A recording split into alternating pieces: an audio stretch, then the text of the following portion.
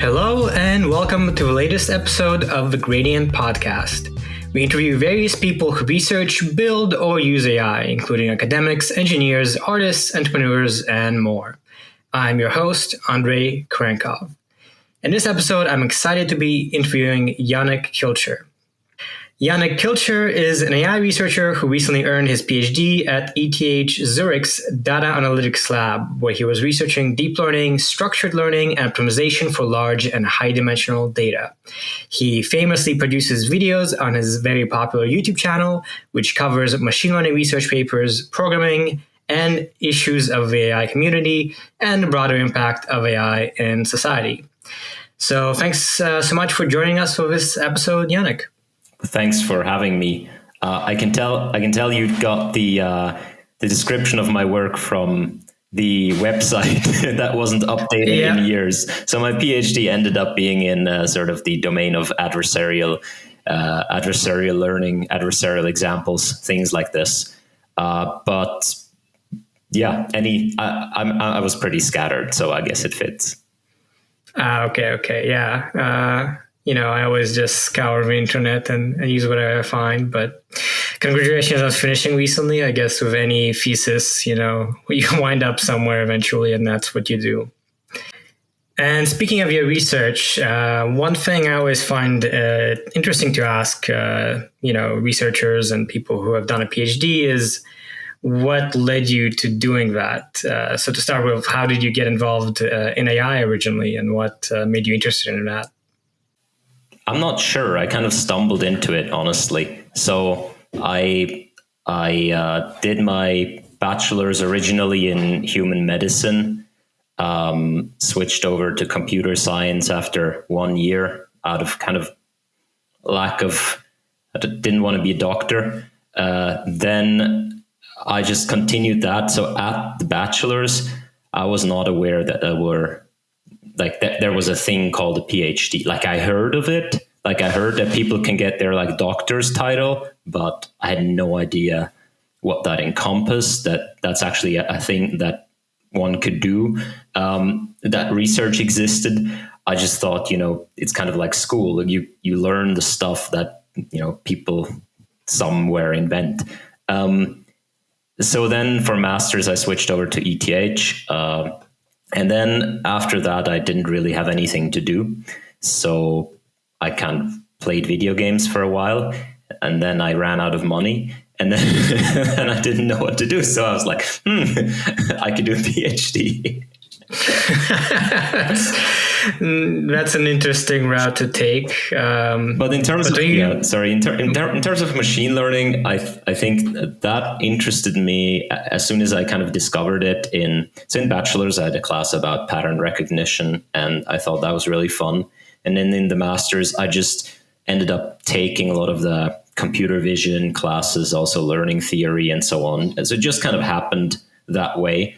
And yes, that was what I was interested in. And then for my master thesis, I got sort of lured in with the promise of deep learning, which was incredibly new at the time. Like I didn't know what it was. I just thought it sounded cool.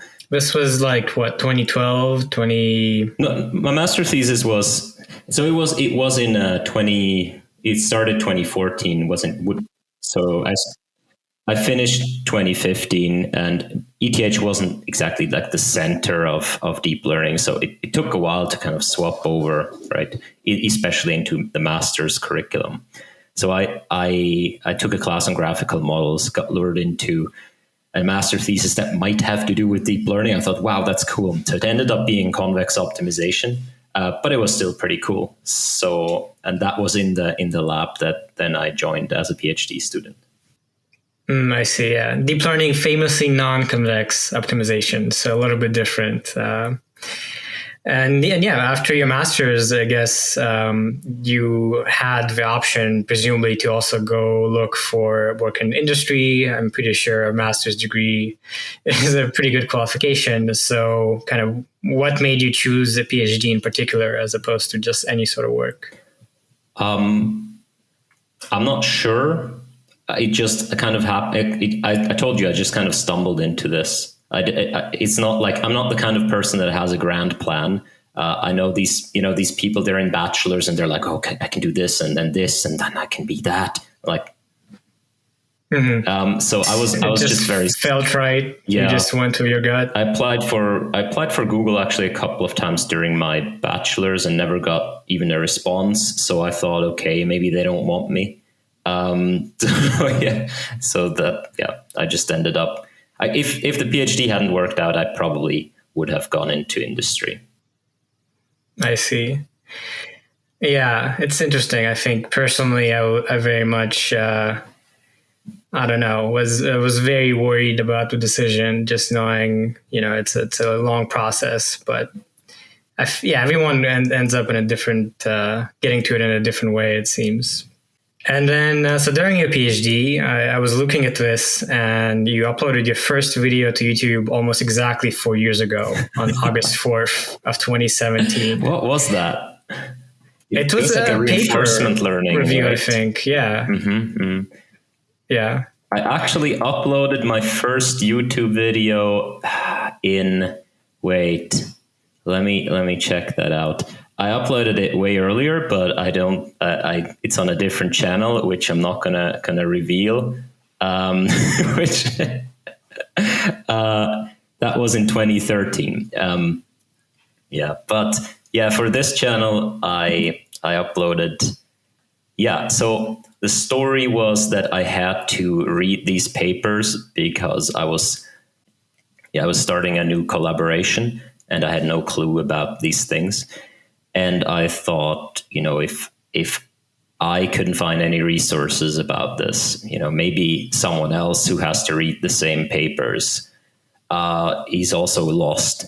So I would just try to make a video and maybe it would help someone. Right. I just thought, maybe it'll help, a person to understand or to not have to read the paper. And then also, the Feynman approach of if I have to explain something, I'm kind of forced to understand it better or to not slack when reading it. So I think those are the main motivations behind that. I see. Yeah, that's interesting. Were you inspired by any other YouTubers or creators, or was this just something you kind of had the idea of and just went off and started doing? Sure. I was inspired by other creators, but not. I don't think at that time. I just thought, I might upload it, and then once I got into the YouTube space a bit more, you get like, oh, this is cool, that is cool. But I never had the intention of becoming known for this. So I just kind of thought it would help someone else and myself. Mm-hmm. Yeah, that makes sense. Kind of just having it as a side project, and then, you were doing it along with your PhD, and then things kind of just progressed as they did. Yeah, so I'm curious, especially in the recent years, you have been fairly prolific, and you're famous for being able to output videos pretty quickly after certain papers come out. I think you have like a nickname of Lightspeed or something. So what is the process for being able to sort of, produce a video that actually is helpful and making sure that what to explain, how to explain it? Yeah. How does a typical video get made? So for being fast, I think you just need the flexibility in time. And I realize not everyone has it. And right now I have it less than before. So really it was during the PhD and we were fairly free to do however we want to structure our day. So if a paper came out, I was able to read it right away because I was able to divide my time like this, and then the process is simply read it until you understand it, then explain it. Like it's and other people have asked me this also with the intention of making videos like this, and I always say, like, do not care about quality in first instance, because people think it has to be perfect or even good. And if just explain what you understand. If you've understood the paper, explaining it should be sort of a natural consequence of that. And if not, then you can get better at it, and don't be afraid. If people want to do this, don't be afraid to just put it out there. Like, it's free content. Like, people can't complain about free content. I guess they can complain, but they can complain about pretty much anything. But it is the internet. Yes. So but it's yeah. So I would say just the act of not being afraid to upload and put your opinion out there. I think that's the main thing. So the process is pretty much, as I said, read until you understand. That's important. And then just try to explain it to someone, like try to explain it to yourself before you had read the paper. That's sort of the level you should target. Yeah, makes sense. So basically, don't overthink it, just understand the paper and then try to explain it. And you'll get better over time, obviously, in terms of the flow and whatever. Right? Yes. So, I was wondering, now you've done this for a few years. Looking back, you've now covered, many papers. So I'm curious, aside from your research, how this has sort of enriched your experience. Like, have you been picking some papers that you're particularly curious about? Are there any favorites where you really started to understand a topic much more deeply than if you had not done an explanation? Sure. I think pretty much any paper enriched my understanding, definitely. And what you said, I'm curious about something, that is the only criterion. Like, I don't, of course, I'm going to know this paper more if they're from someone famous or anything like this. I'm not immune to any of those effects, but the single criterion for me has always been, what am I interested in? And by reading these papers sort of thoroughly, it has definitely enriched my experience to the point where, when conferences were still a thing, it was cool to be able to walk through the poster session and sort of understand or have access to pretty much all of the room, right? It's not only your corner or few adjacent corners, but you can walk up to a poster, and there's a relatively small gap from what I know to the content of the poster. And I feel that's in large part due to the fact that I sort of just do these explanations, and I'm almost forced to thoroughly understand the paper. And so that gives me these kind of little outreaches into all the different fields, or a lot of the different fields in machine learning.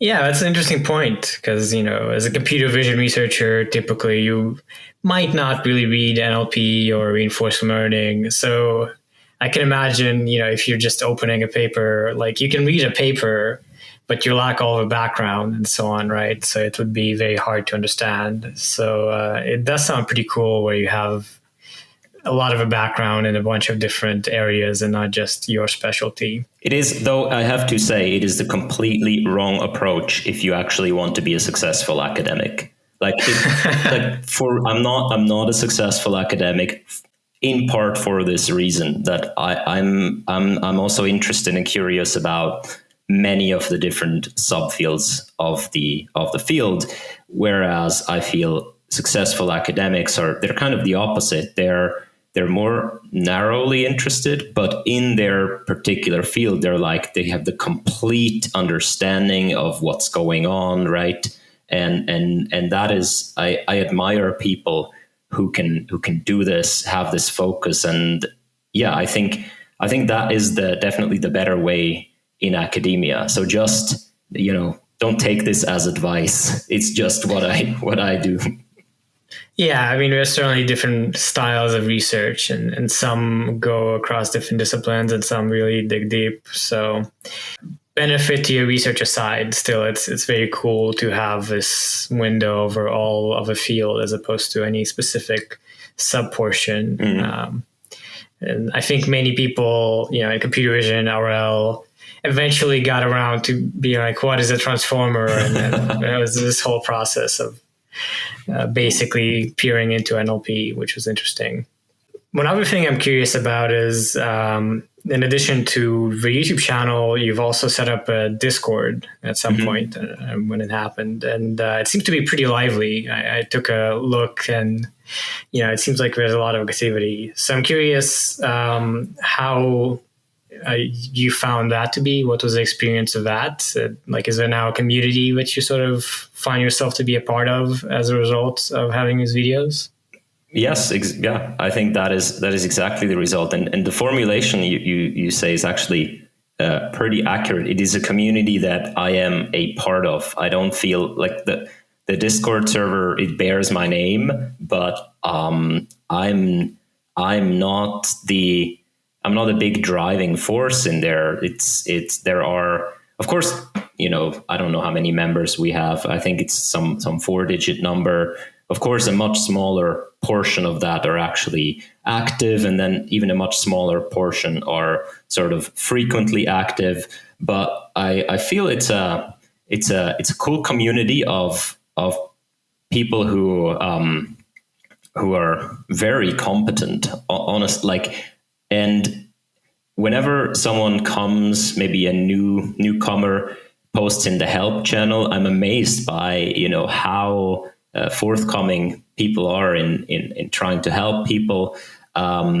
We organize paper discussions, which are just happening in voice chat. So and we host these once a week or once every 2 weeks, and it's really interesting.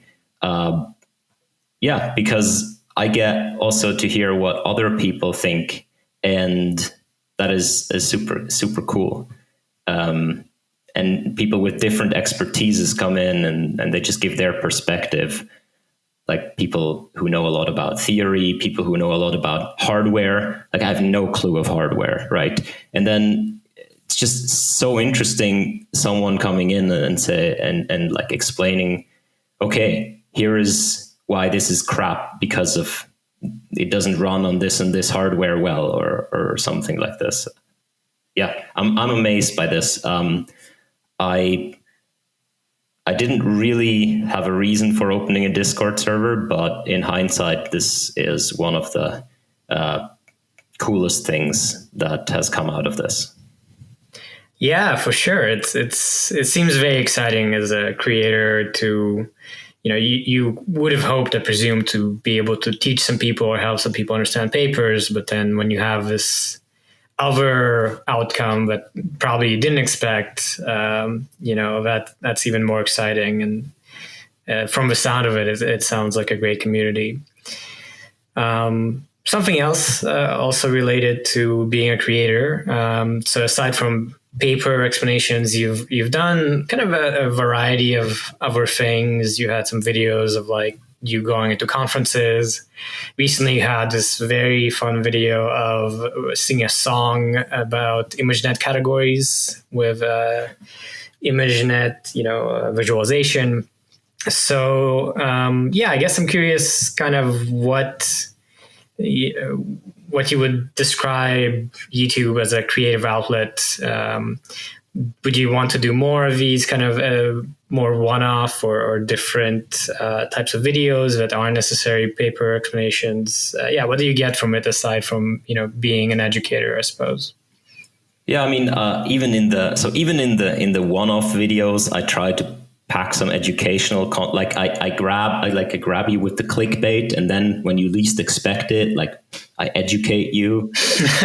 But surprise education. But I definitely look forward to be able to making more of these sort of also different videos.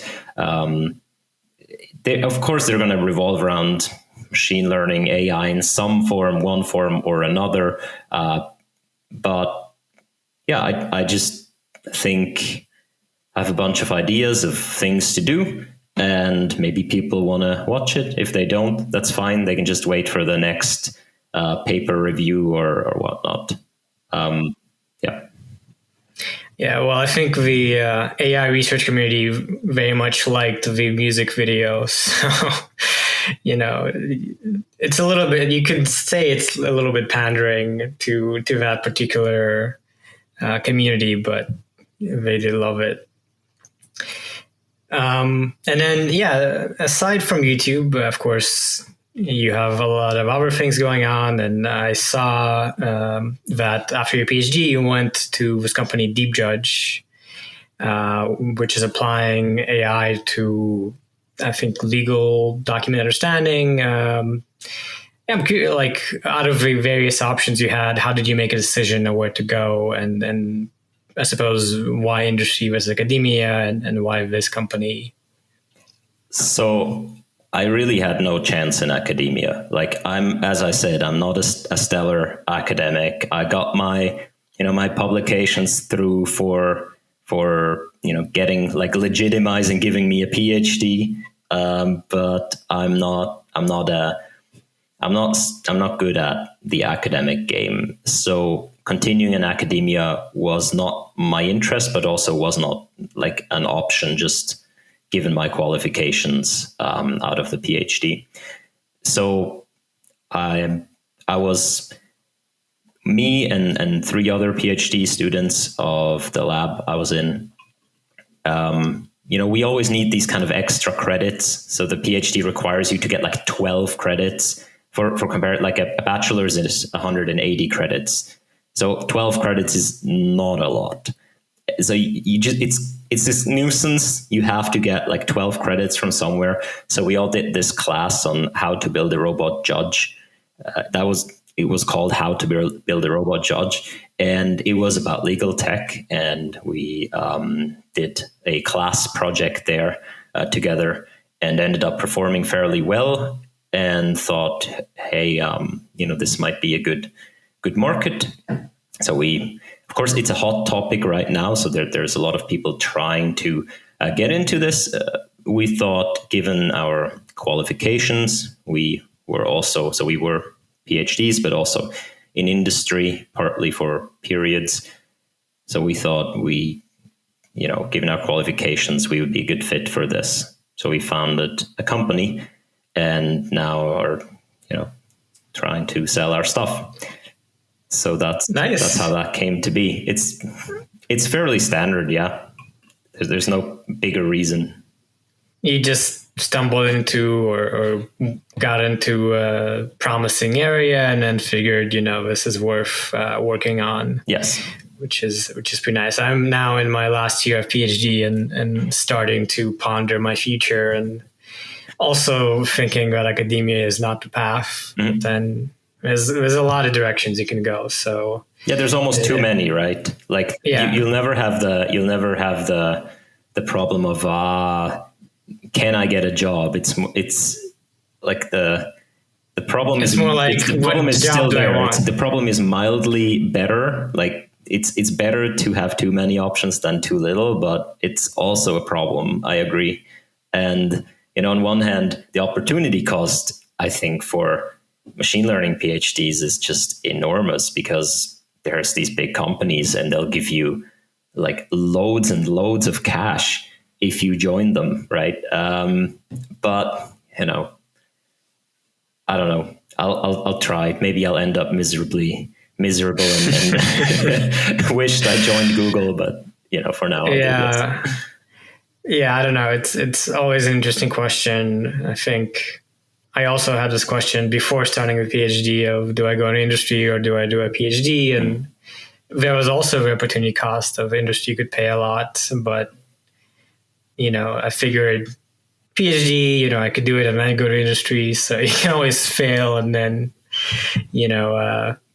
go and make some money afterwards. So that's very cool. I think you're only a few months or something into this process. So I imagine it's, you're figuring things out, and it's pretty exciting. I suppose, aside from work, aside from YouTube, another interesting bit that I try to get into with people is just sort of what other things enrich your life. So, what sorts of fitness are you into? What is like a major hobby or skill that you try to keep up with, to have a good life aside from whatever you do for work? Too many. So I think not my skill. I think my hobby is starting new hobbies. So, but a few have stuck around. So on the side, I'm actually a fitness instructor, just a few hours a week, and yeah, that keeps me sort of on my toes and not slacking in that area. I play various instruments. Try to be a street musician every now and then, which is really scary, but I think that's the part I like about it, that it's scary. And yeah, I just try to learn new things, try to learn languages and skills and stuff. I see. What are some of your most recent hobbies that you've, been picking up? Any interesting ones? I'm trying to learn Mandarin. Okay, yeah, that's pretty interesting. Also DevOps. I don't know if that is a hobby, but It's a skill. Out of necessity for being part of a startup. But I've gone into that whole world. It's pretty interesting, but you can definitely get lost, I feel. I see.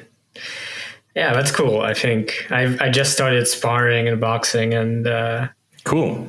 Starting something that you're not at all good at or don't know at all, it's always kind of refreshing in a way. Mm-hmm.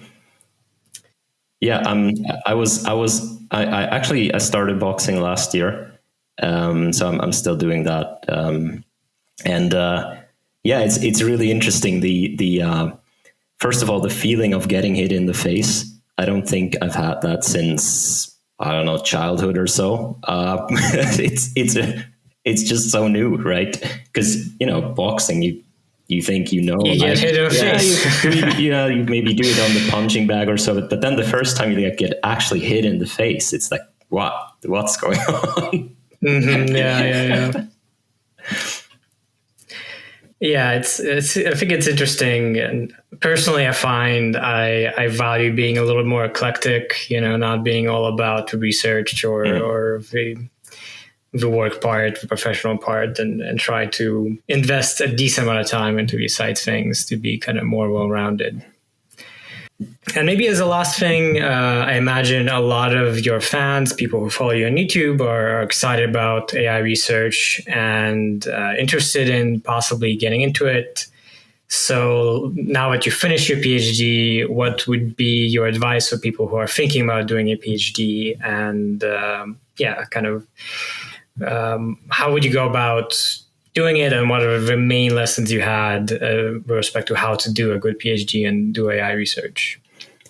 Yeah, well, getting into a PhD is different nowadays, I feel, into a machine learning PhD, right? So I was lucky in a sense that the lab I joined was sort of new and growing, therefore had a need for people, which I was, I guess, at a good place at a good time. But I felt just from other labs that there was definitely opportunity for me to join other labs as well, just because I've also asked around there. So that is different today, because I had, as I said, I didn't even know research existed before I joined the master's program, really. I certainly had no clue what a publication was. It took me about 2 years into the PhD to figure out, wait, okay, I have to publish papers. This is what research is. I kind of knew this, but to actually get it, and okay, what is a paper? What needs to be in there? How do you select the topic? All of this, right? It took me like a long time. And when I see today what just applicants for ML PhDs are like, this is crazy. They have, at least one publication somewhere, and then often at a conference publication, not just some workshop somewhere, and they have research internships already after like how I don't. They've already started their PhD, basically. Exactly, right? They're essentially part of the research community. They have a plan. They already have a project in mind or something like this. They the first day they start, they know what to do. Like they sit down and they know what to do. They're like, okay, I want to, ask this question, answer this question. This has changed so much, and I'm not saying I like it or I advocate for it, but the landscape today is very competitive. It's just because I had to evaluate these applicants over the years. People joined our lab, and I was asked to interview a lot of them. And it just got more and more and more over the years that the profiles of people who applied just got better. Like, I don't know whether people in general put more effort in, or whether different people apply now. But joining a PhD has become harder. Not saying you shouldn't do it, but that's just the landscape. Just getting in is hard. Exactly. Yeah. Certainly, it's at the top program like Stanford. It's a lot easier if you do research in your undergrad or master's to have some of these publications and then try to apply. So that's very true. Yeah. Yeah, exactly. So, but once you're in, maybe a good advice is what I said before, in that try to be smart about selecting your topic. This is another difference from when I started. So when I started, another student started with me, and he actually held state of the art on like language modeling at some point. I think it was character level language modeling, but state of the art in language modeling by a PhD student with 2 GPUs, right? Like this is and these were our only GPUs at that point in time. So this is like, I think today's people have to be smarter about selecting their topic, because there are just areas of research that are kind of off limits without the resources of a big research lab. Or maybe you're at a particularly good university that has some connections and so on. Coincidentally, our university, I think, is pretty well equipped with compute. But still, I feel as a PhD student, you have to select your topic more smartly. You have to maybe not go into state of the art, deep learning training, but maybe you want to more go into analyze some aspect of the models that are out there. I try to make the pre-trained models do something smart, or you can maybe work more theoretical. There are a lot of things you can do, but there are also things that are going to be very hard. But those are the things that are kind of hyped. And I think today's people need to be a little bit careful about not falling into the hype, being like, what do you like? Well, I like GPT-3. I'm gonna do that, right? No, right? Unless you have some grant or so, but yeah. Yeah, you don't want to be competing with DeepMind and Facebook and Google on these like big name topics problems. Exactly. You can for sure compete with them when it comes to many other things, right? There's nothing, they're good. There are, excellent people at all of these research labs, but you can quote unquote compete with them in many domains, but not the ones that are just resource based. Pure number crunching seems to be now in the domain of academia. Of not academia, of research in industry, and partially of academia as well, but not to that extent. Yeah.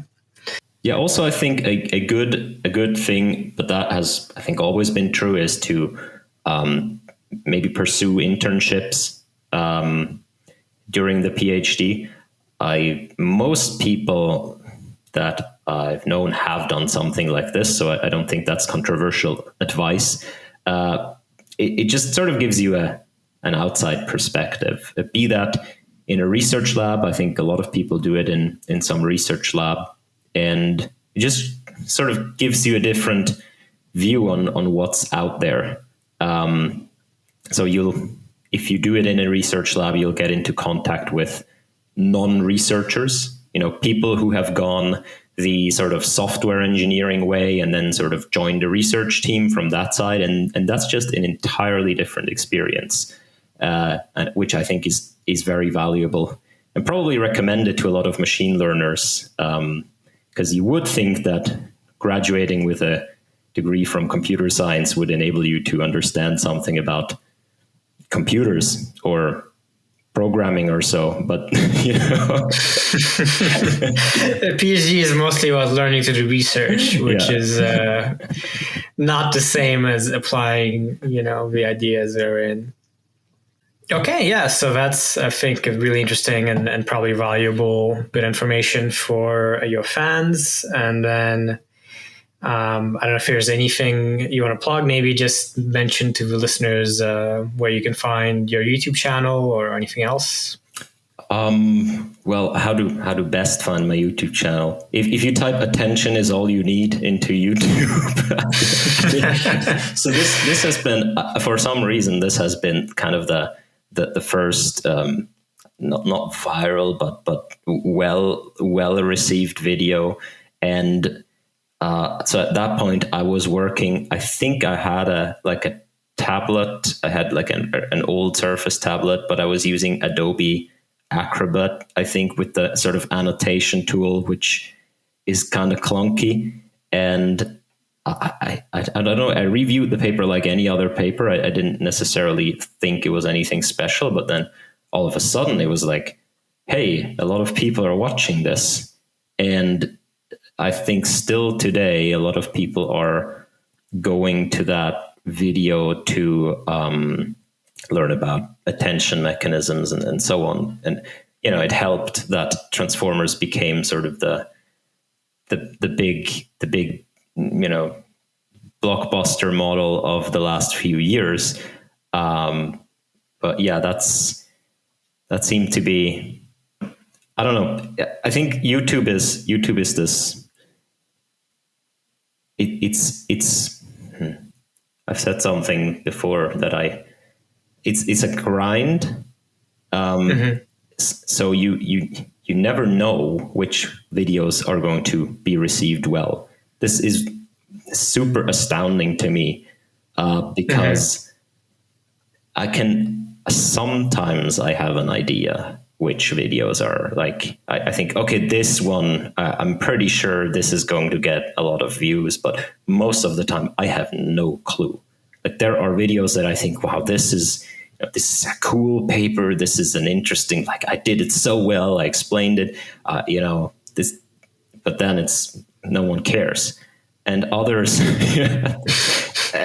it's really astounding. So if anyone is thinking about doing YouTube or anything, or blogging, or having one of these Twitter accounts that gives advice on anything like this, this is what you're in for. It's putting a lot of content out with everyone being sort of like a lottery ticket, but you almost can't tell which ones are the good ones. It's up to the AI. It's up to the holy algorithm. You have to sacrifice a goat every now and then to the algorithm, but it's up to the viewers, right? And they're very unpredictable, I have to say, which keeps it fun. Yeah, so like, I did this cooking video where we let GPT-3 decide on a recipe, and I thought, like, this video is great. This is like, it's fun, and it's like edited, like not like my other videos. It's actually edited and has animations and all. And it was just like, people were like, haha, okay, but not really watching it. And then other videos where you just think like, what? And everyone's watching it. So yeah, just make kind of what you want, and then some things will go big. Exactly. Yes, but you never really know. Yeah, that makes sense. So yeah, there you go. If you haven't checked out Yannic's YouTube channel, you can search "Attention is all you need," or you can you can also Google his name and that'll work. So with that, we're going to wrap up. Thank you so much, Yannic, for joining us for this episode. Thank you very much for having me. And let's just do a quick outro as usual. Once again, this is The Gradient Podcast. Check out our publication at thegradient.pub and our newsletter at gradientpub.substack.com. If you are a fan of our work, please support us by sharing The Gradient with your friends, subscribing to our newsletter and podcast, and rating and reviewing the podcast on Apple and elsewhere. Thank you so much for listening, and be sure to tune in to our future episodes.